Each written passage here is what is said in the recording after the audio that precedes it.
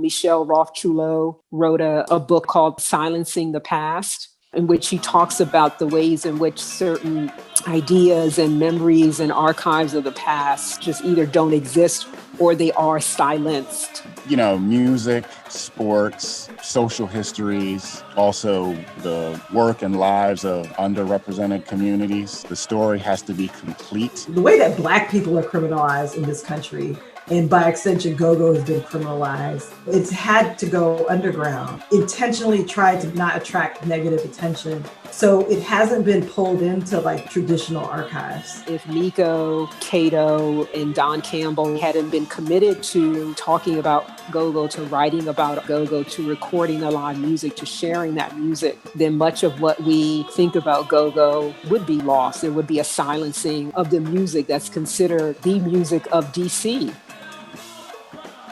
If we hadn't been documenting this and continued to document this, what we would lose is our identity. It would be like we never existed.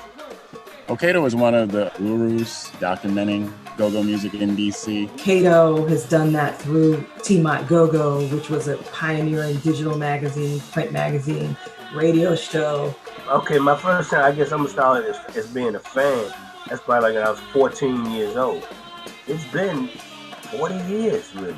In 1996, Take Me Out to the Go-Go website was officially launched. They had the site going, and it was like, hey, let's put it in magazine form. And we was putting the magazine out for free. KATO has been so ahead of the curve, technologically speaking, like from the beginning.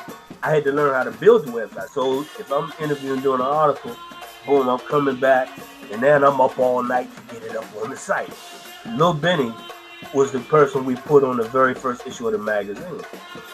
He is important not just for me, but for most journalists in DC. You would never get away of entering the go-go community or even knowing about it or being without KATO and without the work. The PA tape is actually part of the bloodline of what go-go is. Almost as if what graffiti is to hip-hop or the DJ is to hip-hop.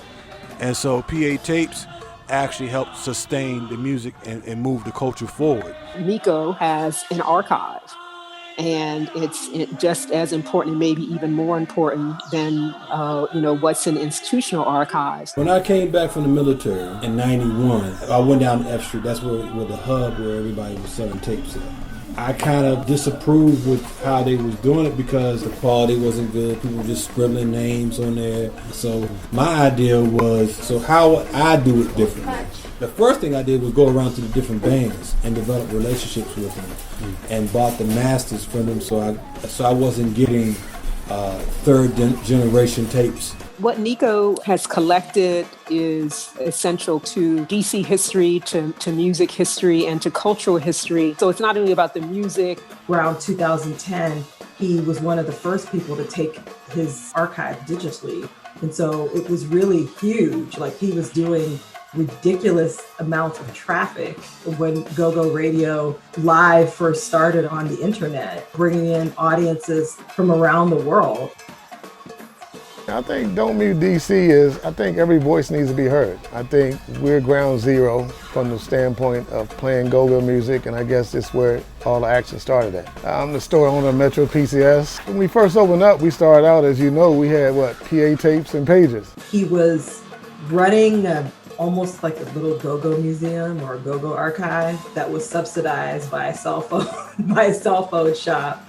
And it's just such a beautiful gift that he's been giving to the city for the last 25 years. So that it set the sonic context.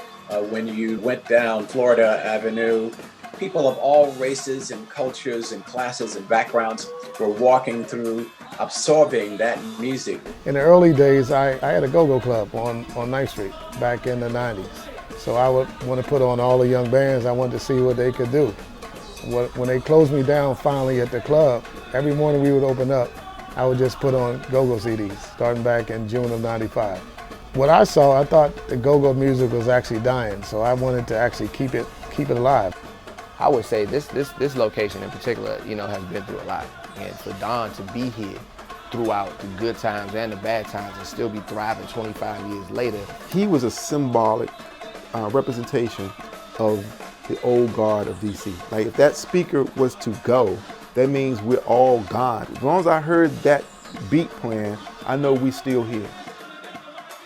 Without the work of these three men, Gogo would not be official. There really wouldn't be the academic work that's been done on Gogo because we all build on what they've done. So I don't know, I used to call myself the lighthouse keeper. And what I mean by that is the lighthouse keeper, his job is to go up there and turn the light on.